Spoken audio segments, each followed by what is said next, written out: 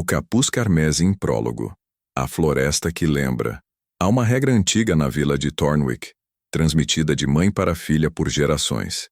Nunca entre na Floresta Negra após o pôr do sol.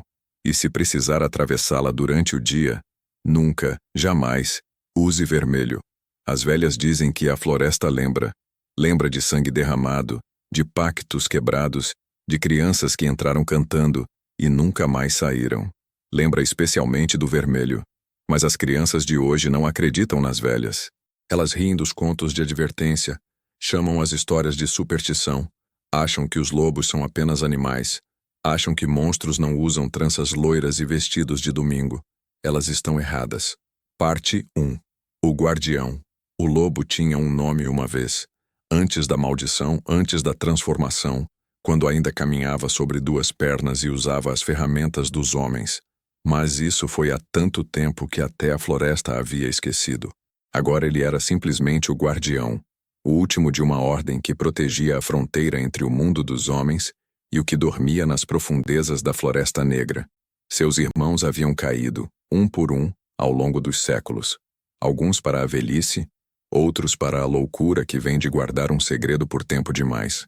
Ele permanecia porque tinha um dever, e porque havia feito uma promessa a uma mulher que morava sozinha na cabana no coração da floresta. Nesta manhã, enquanto a névoa ainda se agarrava às raízes retorcidas das árvores antigas, o Guardião sentiu uma perturbação no ar. O cheiro de algo errado, disfarçado de inocência. Vermelho. Alguém estava usando vermelho na floresta. Ele correu entre as árvores que se curvavam para sussurrar advertências. As raízes se contorciam para apontar o caminho. A própria floresta estava alarmada. Foi quando a viu. Uma menina pequena, não mais que 9 anos, pulando pelo caminho coberto de musgo. Seu capuz vermelho brilhava como uma ferida aberta contra o verde doentio da floresta. Ela carregava uma cesta e cantarolava uma melodia que fazia os pássaros silenciarem. Não deveria estar aqui, criança. O Guardião rosnou, saindo das sombras. Sua voz era meio humana, meio animal. O som de algo que já foi homem, mas aprendeu a língua dos predadores. A menina não pareceu assustada. Seus olhos, tão azuis, tão inocentes, encontraram os dele, e sorriu. Estou indo visitar minha vovozinha. Ela disse, sua voz doce como mel envenenado. Ela mora logo ali à frente. Está doente, sabe? Estou levando comida para ela. Algo estava errado. O Guardião podia sentir uma vibração sob sua pele, um zumbido nos dentes. A menina cheirava a algo antigo, algo que não deveria estar caminhando sob o sol. Volte para a vila, ele disse. Esta floresta não é segura, mas o caminho é curto. Ela insistiu, inclinando a cabeça como um pássaro estudando um inseto. E vovozinha está esperando.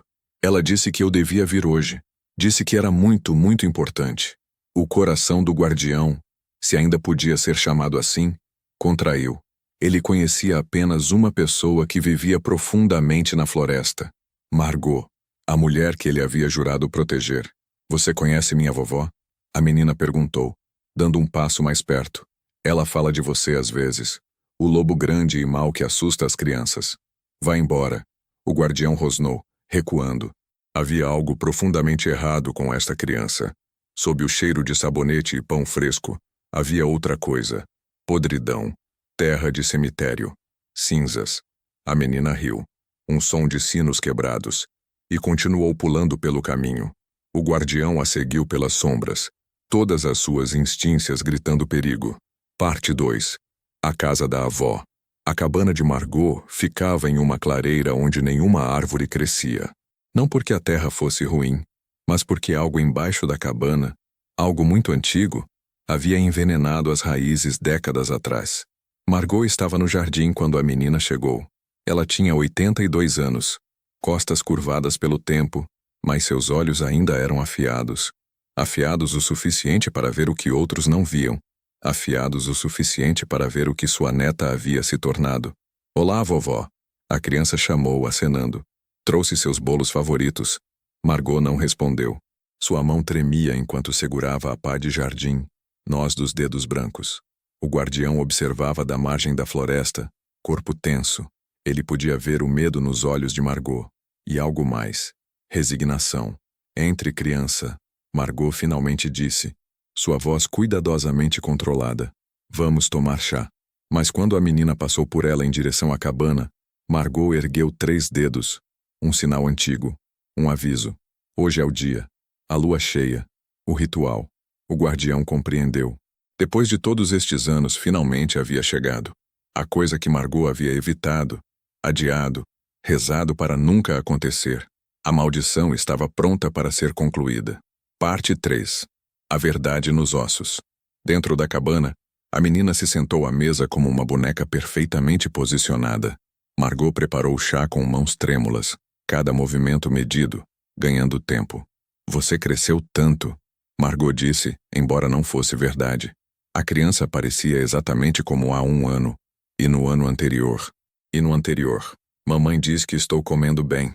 A menina respondeu balançando as pernas que não tocavam o chão. Ela me mandou hoje porque está preocupada com você.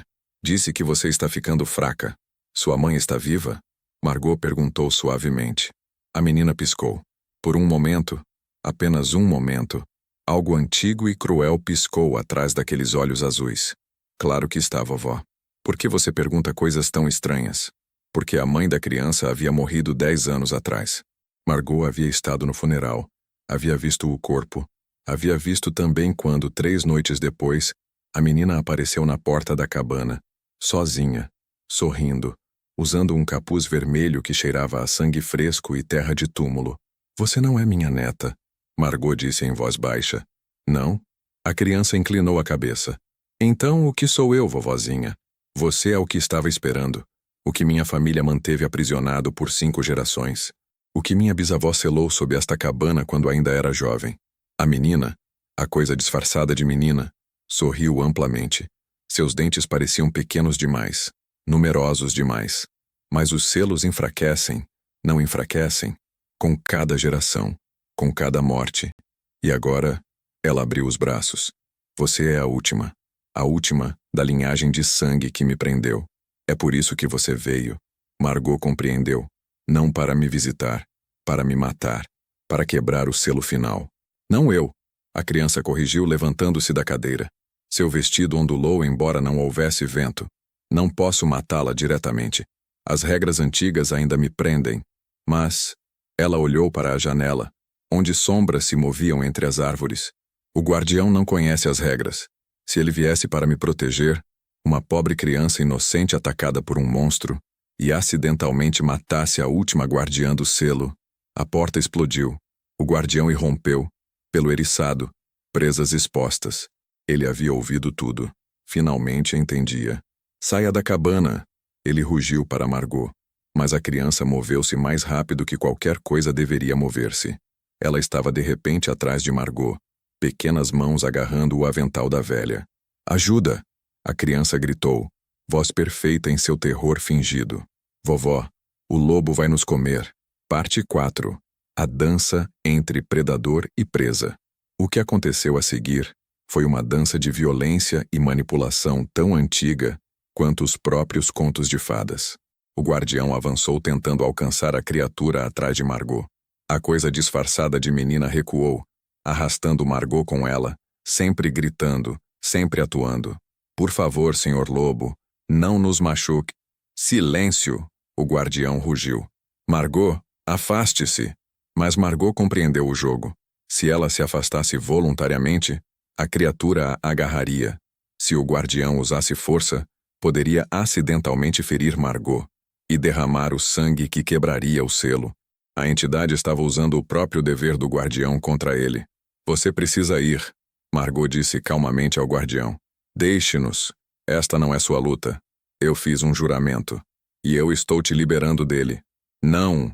A voz do guardião rachava entre humano e animal. Não depois de todos estes anos. Não depois de tudo que você sacrificou para manter essa coisa aprisionada. A criatura riu, ainda usando a voz da menina. Que tocante. O monstro que acha que é um herói. Ela empurrou Margot violentamente. A velha cambaleou caindo contra a lareira. Sua cabeça atingiu a pedra com um som horrível. Sangue. Vermelho brilhante contra a pedra cinza. O guardião rugiu e saltou. Não sobre a criança, mas sobre Margot, tentando protegê-la, tentando estancar o sangramento. E foi exatamente o que a entidade queria. Veja! A criatura gritou, sua voz agora ecoando através das árvores, chamando testemunhas que não existiam. O lobo atacou. O lobo matou a pobre vovozinha. Sob as mãos do guardião, Margot estava morrendo. Não pelo ferimento, embora fosse grave, mas por escolha. Ela podia sentir o selo se partindo. Podia sentir a coisa sob a cabana despertando. Escute, ela sussurrou, agarrando o pelo do guardião. O ritual precisa de sangue da guardiã, derramado por um protetor, sob a lua cheia. Todas as 3 condições. O que posso fazer? O guardião estava chorando. Lágrimas que não derramava havia um século. Complete o sacrifício. Margot sussurrou. Faça significar algo. Seus olhos se viraram para a faca na mesa. A faca antiga, gravada com símbolos que antecediam a vila. O guardião compreendeu. Parte 5. O sacrifício verdadeiro. A criança estava parada perto da porta, assistindo com satisfação mal contida enquanto o selo tremia, e rachaduras começavam a aparecer nas tábuas do assoalho. Finalmente, ela sussurrou. Finalmente livre. Mas o guardião não estava fazendo o que ela esperava. Em vez de recuar, em vez de fugir em desespero, ele pegou a faca antiga, e com uma oração a deuses que já não ouviam, ele completou o ritual, mas não da maneira que a entidade havia planejado. Ele cortou a própria garganta.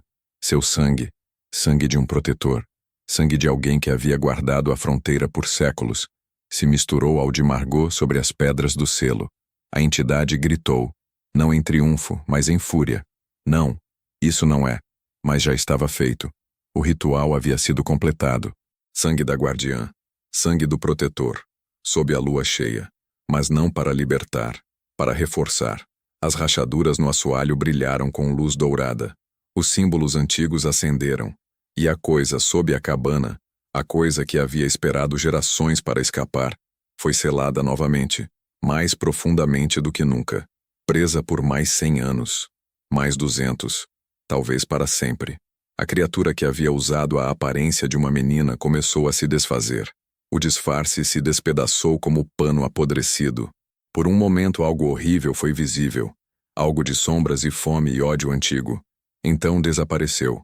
Sugado de volta para o abismo sob a cabana. O capuz vermelho caiu no chão. Vazio. Parte 6. O preço dos contos de fadas. Margot morreu segurando a pata do guardião. Seus olhos claros mesmo no fim. Obrigada, ela sussurrou, por todos estes anos, por não desistir da esperança de que os monstros podiam ser mais do que seu sangue os fez. O guardião, sangue esvaindo de sua garganta cortada, conseguiu falar uma última vez. Eu não era o monstro, ele disse. Nunca fui. Eu sei, Margot sorriu. Eu sempre soube. Eles morreram enquanto a lua cheia brilhava através da janela quebrada, banhando-os em prata. Epílogo. O que a vila lembrou. Os aldeões encontraram os corpos 3 dias depois. A história se espalhou rapidamente. O lobo malvado finalmente havia atacado a pobre Margot. Provavelmente tentou comer a netinha também, mas a corajosa criança deve ter escapado. Eles nunca encontraram a menina. Assumiram que ela havia fugido, traumatizada. Caçadores foram para a floresta. Celebraram por terem matado o lobo, embora o lobo já estivesse morto quando o encontraram. Incendiaram a cabana, desconhecendo do que estava selado abaixo, mas o selo aguentou, fortalecido pelo sacrifício de seus últimos guardiões. A floresta lembrou. As árvores antigas sussurraram a história verdadeira para quem ainda sabia ouvir. Contaram sobre um lobo que não era monstro, sobre uma guardiã que manteve a vigília até a morte, sobre uma criança que nunca foi criança, e sobre um capuz vermelho que às vezes ainda é visto entre as árvores. Esperando, sempre esperando, porque os selos não duram para sempre, e a floresta sempre lembra.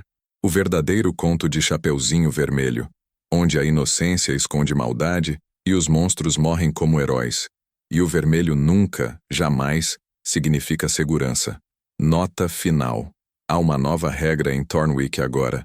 Se você vir uma criança de capuz vermelho na Floresta Negra, corra. Não tente ajudar. Não ouça suas súplicas. Porque as crianças de verdade sabem melhor do que entrar na floresta. E o que parece uma criança, raramente é. Fim.